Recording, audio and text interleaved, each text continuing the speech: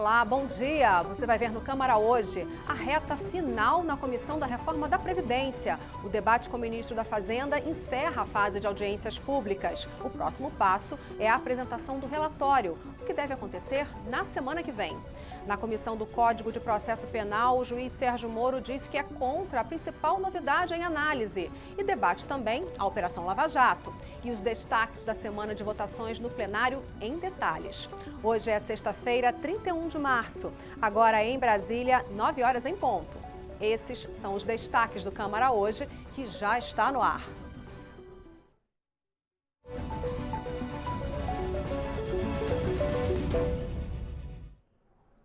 Bom, toda sexta-feira a gente mostra para você os destaques dos projetos que foram analisados no plenário ao longo da semana. E para ajudar a gente a explicar esses detalhes, está aqui comigo a repórter Dini Moraes, que faz a cobertura de todos os debates no plenário. Bom dia, Dini. Bem-vinda mais uma vez. Bom dia, Vera. Ô, Dini, a gente pode começar então dando um panorama, porque a gente teve projeto importante sendo aprovado, indo para a sanção presidencial. A gente teve outro projeto que acabou sendo rejeitado. E a gente teve outro projeto importante que entrou em análise e ficou para a semana que vem. A gente começa por qual? Vamos começar pela aprovação que seguiu para o Senado, que é a da MP 751, que é a MP que cria o cartão reforma.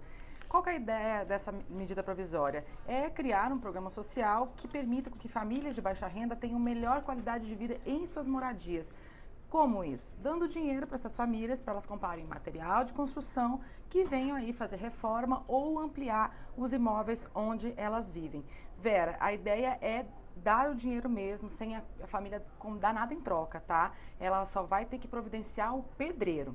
A gente da TV Câmara foi falar com uma família que vive numa comunidade de baixa renda lá em Planaltina de Goiás para ver justamente aí como que esse dinheiro seria aplicado. A gente falou com uma família que pode se enquadrar direitinho no programa, que é uma família que conseguiu comprar o imóvel pelo Minha Casa Minha Vida, recebe por mês menos de 2 salários mínimos, para uma família de 6 pessoas. E eles ficaram super empolgados com a possibilidade de ter esse dinheiro, de ter esse programa social, deles se enquadrarem aí e até falaram em algumas coisas que eles precisariam fazer na casa deles urgentemente. Vamos dar uma olhadinha? Vamos ver, sim. Eu preferia concluir esse muro, que daria mais segurança para a minha família, porque eu deixaria a minha família, eu ia trabalhar mais sossegado. Aqui eu saio para trabalhar, deixo minhas 4 filhas aqui. O coração fica na mão, porque eu não confio nessas pessoas que moram aqui do lado. Às vezes entra o bandido aqui, eu não sei de onde saiu, né?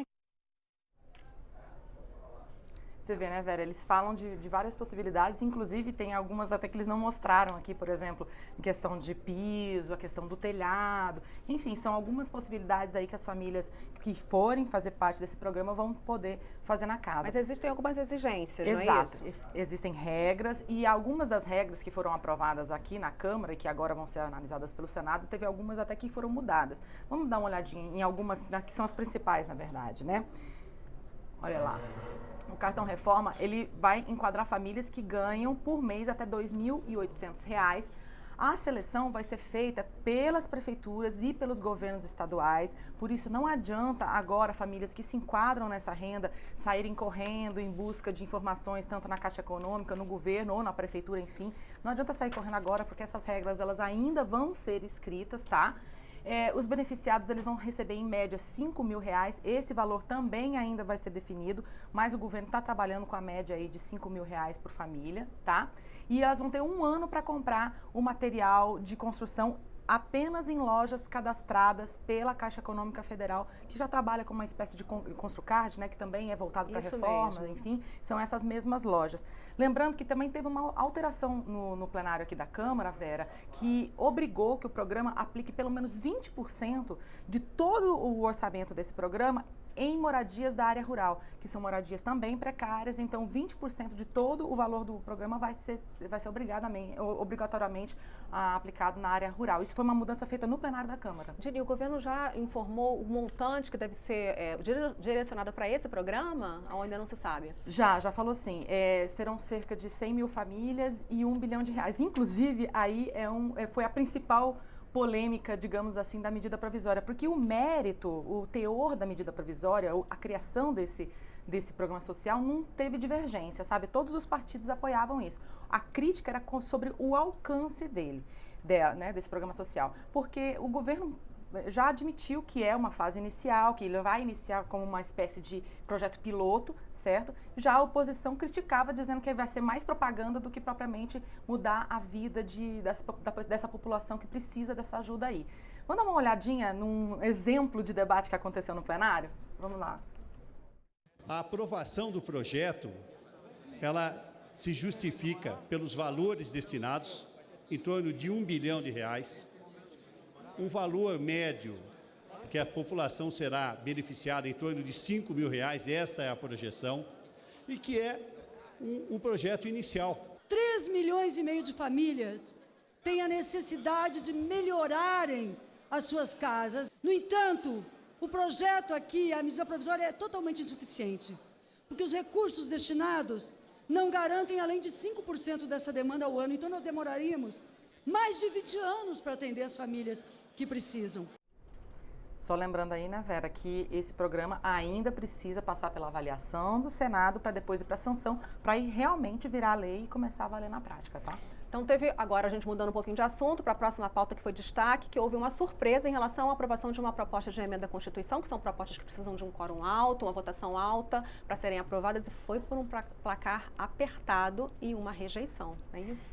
Na verdade é isso, a surpresa está aí, né, porque é raro a gente ver rejeições no plenário da Câmara, porque as propostas, quando vão à votação no plenário, elas geralmente já têm um acordo entre as lideranças para se ter maioria para serem aprovadas.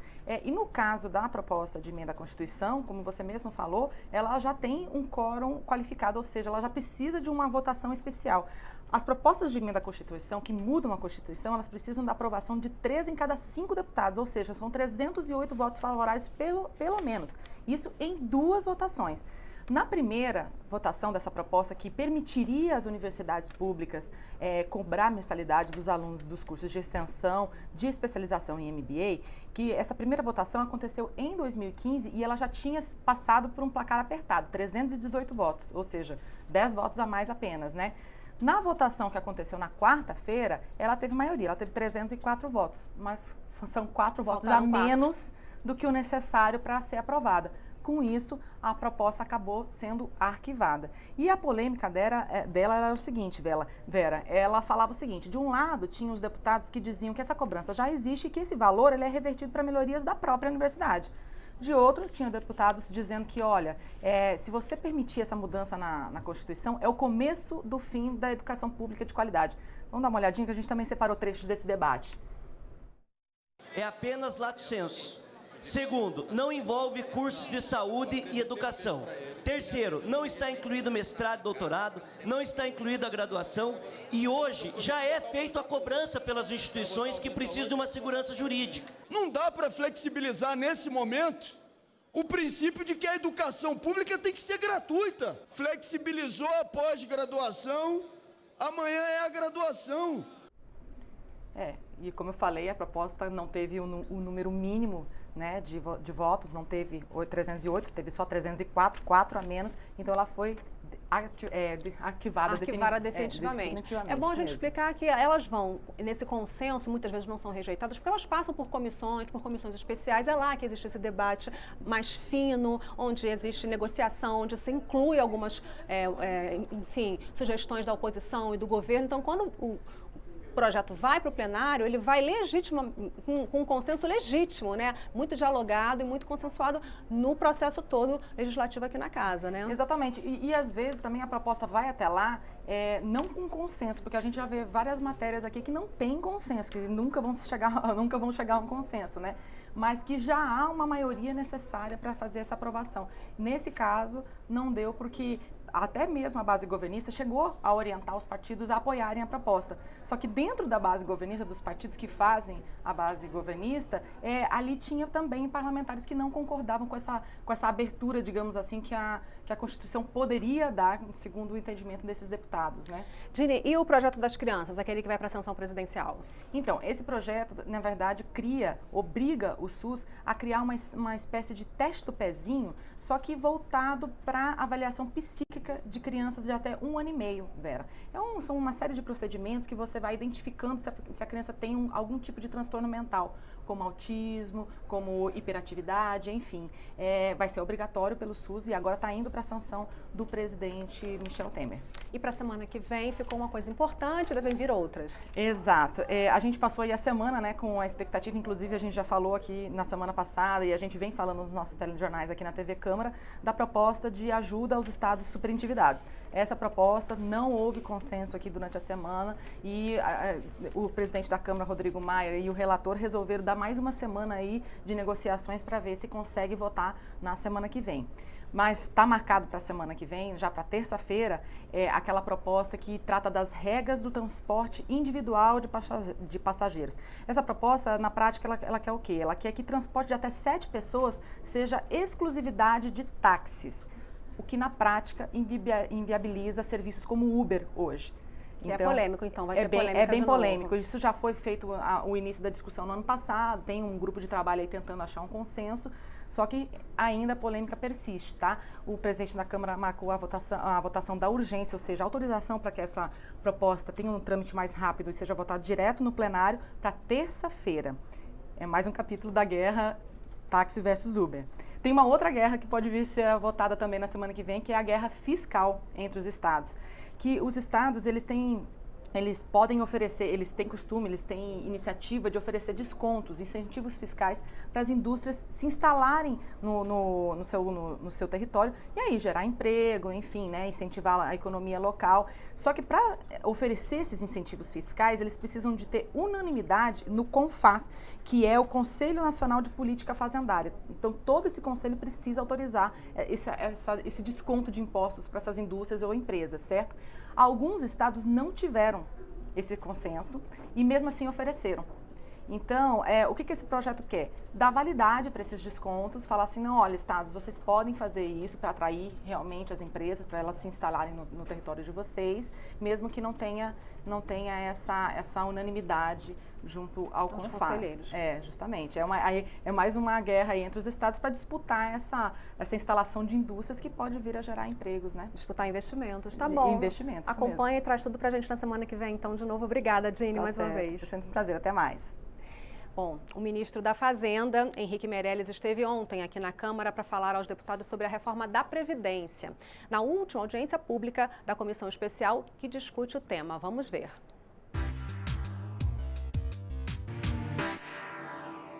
Henrique Meirelles é o ministro da Fazenda. Ele já trabalhou com diferentes governos de diferentes partidos. Desde a posse de Temer, a Previdência foi trazida para o ministério dele. O secretário executivo da Previdência, Marcelo Caetano, e Meirelles já estiveram na Câmara antes. A dupla fez esse mesmo tipo de apresentação em reuniões com as bancadas de partidos.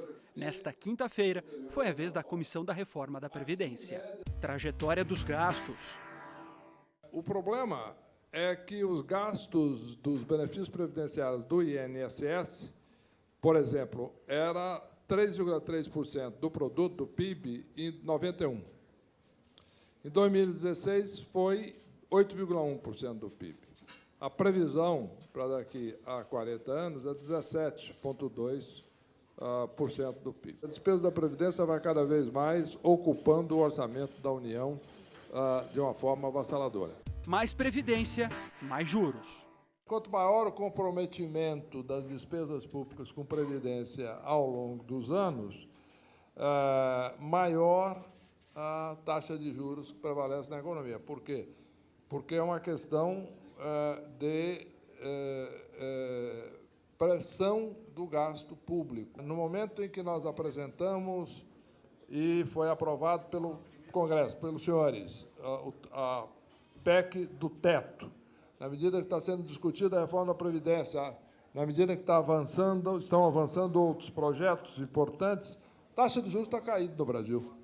Né? E a inflação está caindo. Isso é fundamental. Justiça social. A reforma da Previdência ataca justamente os principais fatores que geram a concentração de renda. O único fator redistributivo das regras atuais, importantes, é a vinculação do benefício básico ao salário mínimo. Sim. Só que isso será mantido caso seja aprovada a atual proposta. Beco sem saída. Porque nós estamos colocando aqui uma questão da sociedade brasileira, não é uma questão de opinião. Ó, vamos fazer porque achamos que... Não, os números falam por si só. Né? Eles são inequívocos e são avassaladores. Para quem tem interesse mesmo nessa discussão, fica a dica. Veja a audiência pública de quarta-feira com o economista Márcio Postman. Aquela audiência e essa com o ministro formam na prática uma só. Aí sim é possível ter argumentos técnicos a favor e contra a reforma da Previdência. A vinda do ministro marca o fim de uma série de audiências públicas com convidados. Agora a comissão entra num outro momento, o de espera pelo relatório, que está previsto aí para a semana que vem. O texto poderá apresentar mudanças na reforma da Previdência. Depois dele, a comissão caminha mesmo para o fim, com a votação. Eu estou abrindo agora uma conversa com todos os deputados, principalmente os deputados da base, para que nós possamos ouvir as reivindicações, possamos fazer um parecer que represente a média do sentimento da base do governo. Esse é o meu trabalho. Eu continuo entendendo que é bem possível que nós aí, na primeira quinzena de abril, ou quem sabe uma semana a mais, possamos concluir o trabalho aqui da nossa comissão. Henrique Meirelles também aproveitou a vinda à Câmara dos Deputados para anunciar cortes no orçamento do governo federal. A medida é parte do esforço para tentar atingir a meta estabelecida para este ano, que prevê um déficit nas contas públicas de 139 bilhões de reais. O anúncio envolve duas frentes. Primeiro, na despesa. Nisso, o país pode deixar de gastar 42 bilhões de reais. O maior corte será nos gastos correntes. Em segundo lugar, vem os investimentos. As obras do PAC perderam 10 bilhões de reais, seguido pelas emendas não obrigatórias e depois pelas emendas obrigatórias, nos dois casos, de deputados e de senadores. O Legislativo e o Judiciário perdem 580 milhões de reais. Do outro lado, o governo quer arrecadar mais. Para isso, prevê conseguir mais 10 bilhões com o leilão de hidrelétricas, quase 5 bilhões com o fim da redução de impostos sobre a folha de pagamento para cerca de 50 setores da economia, além de pouco mais de 1 bilhão com o fim da redução do IOF para cooperativas. O ministro Henrique Meirelles defendeu as mudanças. O corte das despesas públicas através do contingenciamento é um corte muito forte, muito pesado, o que mostra a disposição de termos de fato, controlar as despesas e não fazer aumentos generalizados de tributos, em resumo, para que o contribuinte não pague a conta. A conta será, de fato, paga, seja pela própria máquina pública, que está tendo um corte profundo, não é? E também por segmentos empresariais que não mostraram o resultado necessário ou esperado pela administração anterior. O governo diz que essas medidas são necessárias porque a economia não melhorou como se esperava. Mas algumas dessas medidas ainda dependem de fatores externos. Por exemplo, o fim da desoneração da folha de pagamentos terá que vir para o Congresso e poderá ser alterado. Outro, o leilão das hidrelétricas. Nele, só há uma expectativa de arrecadação. Mas ainda que todos esses anúncios atinjam as metas, o Brasil vai continuar no vermelho, com uma conta de 139 bilhões de reais. O governo optou em cortar a própria carne, né, na área do PAC, né, na área de emendas e também de todos os ministérios, do que aumentar o imposto. Então, é um governo que tem responsabilidade fiscal. Para a oposição, o corte prejudica não só o presente, mas também o futuro. Isso porque o orçamento do ano que vem vai se basear nos gastos desse ano. Se houve contingenciamento na saúde agora, se houve contingenciamento na educação, se houve contingenciamento em investimentos, significa que para o próximo ano não haverá também dinheiro suficiente, mais uma vez, para a saúde, para a educação e para investimento. Investimento é que gera emprego. E a Comissão Especial da Reforma Trabalhista realizou mais uma audiência pública. O debate teve a presença de juristas e representantes de empresários e de trabalhadores.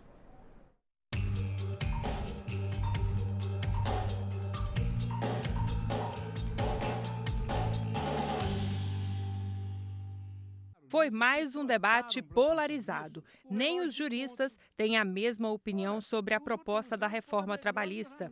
E o mesmo ocorre entre os representantes das entidades de classe. O presidente da Confederação Nacional dos Trabalhadores do Comércio criticou duramente a proposta em análise na Câmara e afirmou que a reforma trabalhista vai provocar uma grande rotatividade no mercado de trabalho e não vai gerar mais empregos. Quando se fala em modernizar, em buscar um caminho para a crise brasileira, garanto aos senhores que ele não está em mexer na legislação trabalhista. Garanto aqui, esse projeto não vai gerar um só emprego. O problema do Brasil, o problema deste país, é que nós não temos aqui uma política de Estado. O presidente da Federação Nacional de Hotéis, Restaurantes, Bares e Similares, Alexandre Sampaio, que representa sindicatos patronais, defendeu a adequação da legislação trabalhista às novas necessidades do mercado. É o caso dos contratos de trabalho de curta duração, que, para ele, exigem regras mais flexíveis. Hoje você tem eventos no Brasil, o Brasil sediou grandes eventos recentemente, que você tem a necessidade de contratar mão de obra por 24, 48 horas. O Rock in Rio, sem precisar fazer propaganda, mas vai ter um evento próximo no Rio, em que você tem essa necessidade de mão de obra extremamente temporária. Então, nós advogamos o contrato de curtíssima duração porque existe uma panaceia. Na verdade, nós não conseguimos contratar com carteira de trabalho pessoas que vão ficar 72 horas sob a nossa égide para depois serem dispensadas. O próprio trabalhador não quer isso. Então, é preciso a gente avançar para ter essa percepção com direitos proporcionais garantidos, de que nós temos que ter um contrato de curtíssima duração também. 3 juristas também avaliaram a proposta de reforma trabalhista. O advogado José Augusto Lira disse que a proposta vai valorizar a negociação em detrimento da lei, o que pode prejudicar os trabalhadores. Já a juíza da Justiça do Trabalho, Tereza Narras, defendeu a necessidade de reforma trabalhista em busca de 3 pilares das relações de trabalho no Brasil.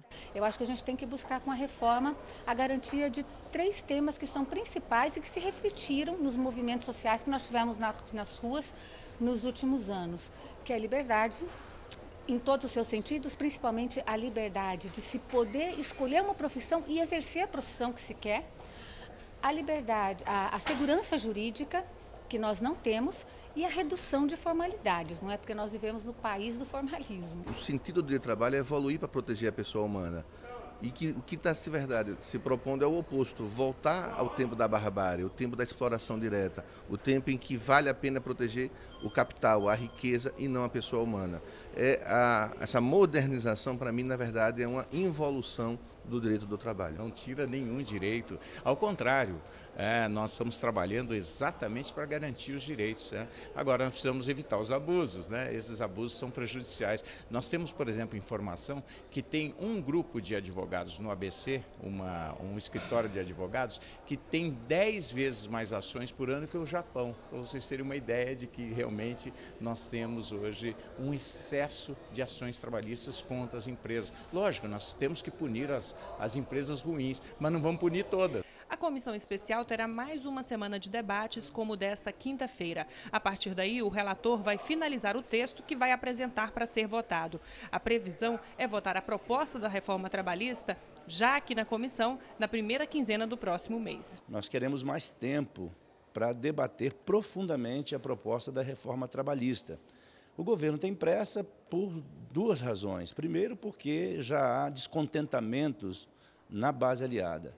E segundo, porque crescem as movimentações em todo o país, especialmente em torno da reforma da Previdência e da terceirização. Você já viu nesta edição do Câmara Hoje, ministro da Fazenda Henrique Meirelles defendeu a necessidade de reforma da Previdência na última audiência pública da Comissão Especial que discute o tema.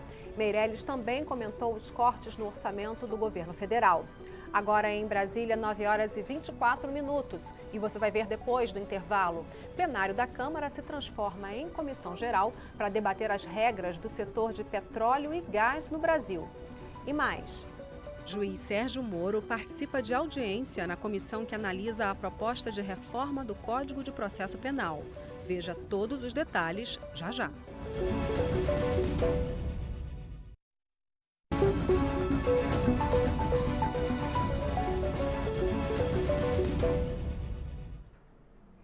Agora em Brasília, 9h25. O Câmara hoje está de volta. Os juízes federais Sérgio Moro, de Curitiba, e Silvio Rocha, de São Paulo, estiveram nesta quinta-feira aqui na Câmara, participando de uma audiência pública na comissão que analisa a proposta de reforma do Código de Processo Penal. Debates à parte, a audiência foi marcada por divergências entre Moro e deputados do PT sobre a Operação Lava Jato. Na audiência, os juízes fizeram sugestões e críticas sobre os principais pontos da proposta do novo Código de Processo Penal. Em algumas questões, ficou clara a diferença de posições entre Silvio Rocha, que defende uma justiça mais voltada à garantia dos direitos dos acusados, e Sérgio Moro, conhecido pela condução rigorosa da Operação Lava Jato. Uma das divergências foi sobre a separação do processo penal entre dois juízes.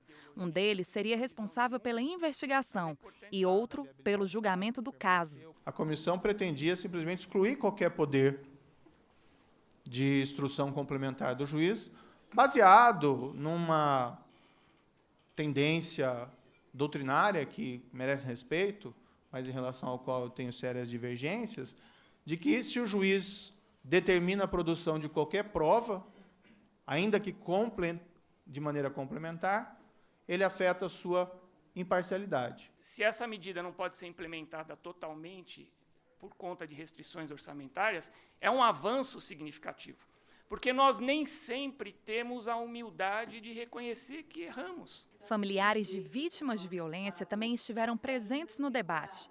Para a deputada Keiko Ota, é importante haver uma modernização da lei para a redução dos crimes e para dar mais garantias às vítimas. Eu vim aqui para a Câmara para dar vez e voz às milhares de famílias vítimas de violência que não conseguem externar sua dor e que clamam por justiça. Deputados do PT aproveitaram a presença do juiz Sérgio Moro para questionar a Operação Lava Jato. Nós queremos um combate à corrupção republicano, dentro da democracia, respeitoso da Constituição. Vossa Excelência falou do abuso de autoridade. Nós não queremos inibir os juízes, mas nós queremos evitar que os juízes façam política partidária. Na minha avaliação, juiz Sérgio Moro, ninguém tem cometido nesse país mais abuso de autoridade do que você. Não cabe a mim responder sobre casos concretos, casos pendentes, não vim aqui para isso, vim para discutir o Código de Processo Penal. Não me cabe aqui ficar explicando a alguns parlamentares que fizeram perguntas ofensivas. Então, peço escusas que não vou respondê-las. O plenário Ulisses Guimarães se transformou em uma comissão geral para debater regras do setor de petróleo e gás no Brasil. O principal ponto da discussão foi a importância da exigência de conteúdo local na exploração desses recursos. Vamos entender na reportagem. Em fevereiro, o governo cortou em 50% a exigência de conteúdo nacional para que os maiores campos de petróleo possam ser leiloados este ano no Brasil. Decisão que provocou o debate no plenário da Câmara. O conteúdo local não foi o responsável pelos problemas da Petrobras. A atual política de conteúdo local, anunciada pelo ministro das Minas e Energias recentemente, ele não faz a separação entre bens e serviços. E, com isso, a indústria nacional ficará fora dos investimentos feitos no Brasil. A indústria, com isso, deve desempregar pelo menos mais 1 milhão de trabalhadores em função de não ser contemplada na política. Os resultados da internalização obrigatória da cadeia produtiva com conteúdo local são inquestionáveis. De 99 a 2015, segundo estudos da Fiesp, o valor bruto da produção de fornecedores de bens para a indústria de óleo e gás obteve um crescimento real de 180%, enquanto a indústria de transformação nesse mesmo período cresceu 85,4%. A quantidade de trabalhadores empregados nesse setor avançou de 42 mil para 108 mil. Um crescimento de 156%. Segundo estudo do setor industrial, a retirada das atuais regras de conteúdo local produz violentos impactos na economia. Queda de 17 vezes na produção de bens e serviços, na arrecadação de tributos, 13 vezes na geração de PIB e 11 vezes na geração de emprego e salários. Deputados e especialistas que participaram da Comissão Geral fizeram um alerta. O fim do conteúdo local pode causar demissões no setor de petróleo e gás. Seria uma estupidez a gente revogar o conteúdo nacional. A indústria de petróleo e gás precisa do conteúdo nacional. Quem for contra o conteúdo local é contra o emprego no Brasil. E dando continuidade à nossa série de reportagens sobre as comissões permanentes da Câmara, hoje a gente vai falar sobre a Comissão de Integração Nacional, Desenvolvimento Regional e da Amazônia. O novo presidente da comissão é o deputado Valadares Filho, do PSB de Sergipe. A Comissão de Integração Nacional, Desenvolvimento Regional e da Amazônia foi criada em 2004 com a ampliação das atribuições da antiga Comissão da Amazônia e Desenvolvimento Regional. E são vários os temas que são analisados pelos deputados da comissão. Entre eles, questões indígenas, turismo, desenvolvimento sustentável, integração regional e limites legais, valorização econômica, além de caça, pesca, fauna e flora. A Comissão de Integração Nacional e Desenvolvimento Regional é uma comissão muito importante, que abrange questões importantes do nosso país, principalmente em relação à desigualdade regional. Nós iremos priorizar o PNDR, que é o Plano Nacional de Desenvolvimento Regional, para que a gente possa ajudar as regiões brasileiras a se desenvolverem cada vez mais. Então a nossa comissão terá uma atuação muito forte nesse sentido. Na semana que passou, a Câmara vai sediar, ou melhor, a Câmara vai sediar a Conferência Internacional da Rede de Mulheres, um evento da Assembleia Parlamentar da Comunidade dos Países de Língua Portuguesa. Antes disso, a presidente da Rede de Mulheres, deputada Rosângela Gomes, do PRB Fluminense, recebeu lideranças locais para debater a pauta feminina, que vai ser levada ao encontro já na segunda-feira. A participação da mulher na política e a luta por igualdade de direitos são os principais temas a serem debatidos com os parlamentares dos países de língua portuguesa. Quando eu quero discutir políticas públicas para as mulheres, eu não estou no espaço de decisão para discutir a política que eu quero implementar, por exemplo, para as mulheres indígenas, ou para as mulheres negras, ou para as mulheres do campo, ou a saúde da mulher. Então, nós temos um grande desequilíbrio, porque a pauta sempre fica no segundo, no terceiro ou no último plano. A casa é uma casa democrática. Quando é que eu aprovo propostas mais rápidas para o setor? Quando eu tenho uma bancada maior, coesa e mais determinada. Sem bancada, mais difícil de aprovar projetos que sejam inerentes às mulheres. Eu fico muito feliz porque cada vez mais nós vemos as mulheres atuando na política do bem e na política que realmente faça com que mais mulheres entrem e se interessem para a política e podendo com isso, poder chamar outras lideranças que possam estar à frente de um trabalho social. Eu acho que a mulher ela tem que estar lutando pela igualdade. Não precisa de 30% para a mulher. Eu acho que a mulher tem que estar ali, 50%, 50%. A mulher tem direito disso. E a gente tem que estar consciente disso. Só que isso só vai acontecer se nós mulheres lutarmos por essa causa. Vamos ver agora quais são os principais temas na pauta da Comissão de Meio Ambiente e Desenvolvimento Sustentável, que na semana passada elegeu como presidente o deputado Nilton Tato, do PT de São Paulo. Entre as prioridades da Comissão de Meio Ambiente para este ano está o projeto que transfere para fabricantes a responsabilidade de fazer o descarte adequado das lâmpadas fluorescentes. Destaque ainda para o projeto que pretende banir as chamadas PCBs, substâncias sintéticas usadas em equipamentos elétricos considerados resíduos tóxicos. Projeto que prevê medidas para a conservação e utilização sustentável da vegetação nativa do Cerrado também está na pauta da comissão. Esta comissão, tradicionalmente, ela trabalha bastante o tema de floresta, da da relação do meio ambiente com a agricultura, os desafios que estão colocados para o desenvolvimento, a questão do desmatamento, a questão da água. Então são temas e que inclusive têm tudo a ver com os acordos que o Brasil fechou nas negociações do clima de Paris. O Brasil assumiu compromissos extraordinários lá, não só por uma questão de assumir esse acordo, mas é de entender e do reconhecimento que nós temos um papel pela sua dimensão, pela floresta que tem. Então são temas que nós vamos trabalhar muito, nós vamos continuar trabalhando esses temas. Você sabia que a Câmara oferece estágios de 1 semana para estudantes universitários de todo o Brasil? O estágio visita é uma oportunidade de conhecer a capital do país e acompanhar de perto o trabalho dos deputados. Saiba mais na reportagem de Cassiana Tormin. A Câmara dos Deputados oferece 2 programas para receber a visita de estudantes universitários. No programa Estágio Visita, os jovens permanecem por 5 dias na sede do Poder Legislativo e participam de palestras, debates e simulações para estimular o conhecimento e a participação democrática. O Bruno e a Júlia se conheceram aqui. Ele é de São Paulo e ela de Recife. Os dois elogiaram o estágio visita e concordam que o programa mudou o jeito de pensar de cada um.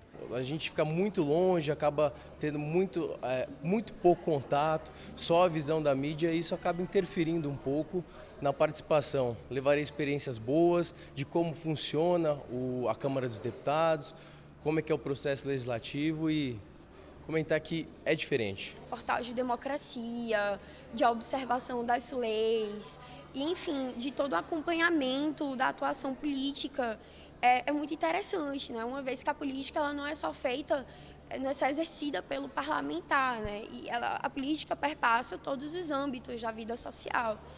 E, enfim, eu estou achando fantástico todo esse processo.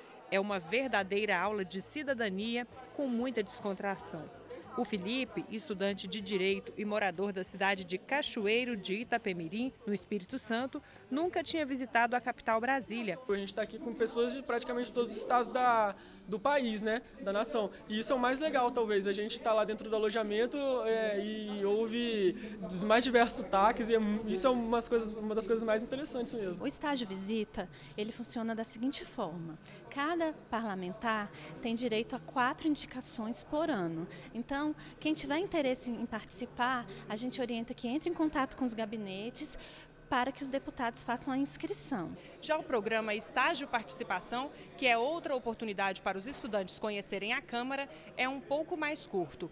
Ele dura 3 dias e tem uma programação semelhante, com visitas ao plenário e às comissões e atividades práticas como pesquisas e entrevistas aos deputados. Para participar, a inscrição pode ser feita no site www.câmara.leg.br/EVC. Basta clicar no link Estágio Participação.